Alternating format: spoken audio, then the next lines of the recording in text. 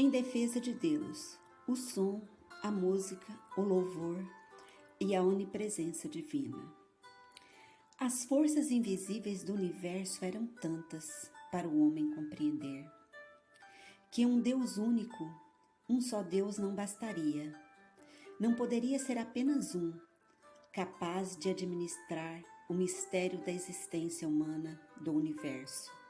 Isso na visão de nossos antepassados, ancestrais mais antigos. Para eles, tinha que haver muitos deuses para dar conta. Mas até esses muitos deuses não tinham controle sobre o mundo. Eles também se submetiam a uma ordem maior, transcendente, que sustentava a existência de tudo, situava os astros em seus devidos lugares, organizava a sucessão das estações e obrigava os mares a respeitarem seus limites. Que ordem maior era essa? Que poder maior era esse? No século X a.C., alguns árias se instalaram no subcontinente indiano e deram um novo nome à realidade suprema.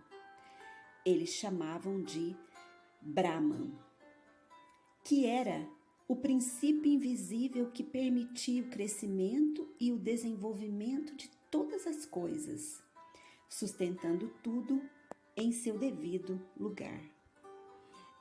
Era um poder tão mais elevado, tão mais profundo, tão mais fundamental que todos os deuses criados. Era transcendente, ou seja, ia além das limitações da personalidade humana. Então, por isso, talvez seria totalmente inadequado rezar para ele, ou esperar que ele atendesse às orações. O Brahman era a energia sagrada que unia todos os diversos elementos do mundo e impedia que o cosmos se desintegrasse. Perceba como o raciocínio de nossos ancestrais foi evoluindo e se transformando. Brahman tinha um alto grau de realidade, infinitamente maior que o dos mortais, cuja vida era limitada pela ignorância, pela doença, pelo sofrimento e pela morte. Não se pode defini-lo, porque a linguagem se refere unicamente a seres individuais. E o Brahman é o todo. É tudo que existe e é o sentido oculto da existência. Os humanos não podiam pensar a respeito do Brahman, porém encontravam sinais dele nos hinos, no som, na música das escrituras indianas antigas, o Rig Veda, considerado patrimônio imaterial da humanidade, por ser o primeiro escrito religioso existente. Parece que, ao contrário dos caçadores das cavernas, que faziam das cavernas santuário, agora, no século X, os árias tinham certa dificuldade em pensar por meio de imagem. Um dos seus símbolos principais do divino agora era o som, cujo poder e qualidade intangível pareciam uma encarnação mais adequada do onipresente Brahman. Quando o sacerdote entoava os hinos védicos, o som enchia o espaço e penetrava na consciência dos fiéis, que assim se sentiam envolvidos e impregnados de divindade.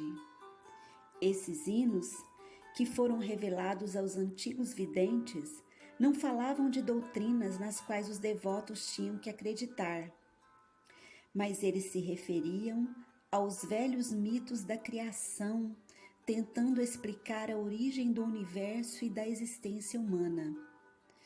Porque a verdade que tentavam transmitir era incompatível com uma exposição claramente lógica.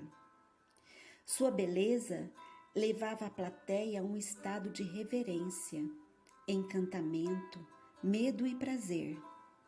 Os fiéis tinham de descobrir o significado que estava por trás desses poemas, que uniam coisas aparentemente desconexas, assim como o oculto Brahman unia num todo coerente os vários elementos do universo. No século X a.C., os brahmanes criaram uma competição chamada Brahmodya, que se tornaria um modelo do autêntico discurso religioso que temos hoje, século XXI. Essa competição, no século X, era assim.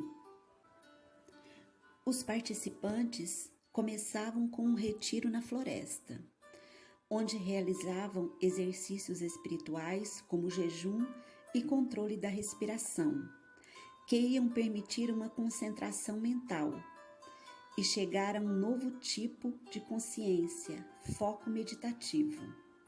Então, a competição podia ter início. O objetivo era encontrar palavras que definissem o Brahman. E para isso, esgotavam-se todas as possibilidades da linguagem, até que ela por fim sucumbia, se dobrava, vergava, cessava, e os participantes se davam conta do indizível, indescritível, daquilo que não se pode nomear ou descrever em razão de sua natureza, poder e beleza. E como isso acontecia? O desafiante fazia uma pergunta enigmática sobre o divino, e seu adversário tinha de dar uma resposta adequada, mas igualmente misteriosa. Vencia quem reduzisse os opositores ao silêncio, e nesse momento de silêncio, quando a linguagem se revelava insuficiente, o Brahman se fazia presente. Ele só se manifestava quando se reconhecia a impotência do discurso, da palavra. Quem nunca se rendeu ou entrou num estado elevado de consciência diante de um louvor, de um hino, de uma oração, de um estado meditativo? Quem nunca? A realidade última não era, portanto, um Deus personalizado, mas era um mistério transcendente que não se conseguiria entender nunca. Mas o som, o louvor, a música, ali se apresentava a onipresença divina. Este é mais um passo que nossos ancestrais deram no caminho para a compreensão de Deus. E ainda estamos só no começo dessa história. Eu sou a Jus Rezende, professora de teologia na Unicidade. Se ainda não se inscreveu e puder, inscreva-se no canal. Fiquem com Deus e até a próxima.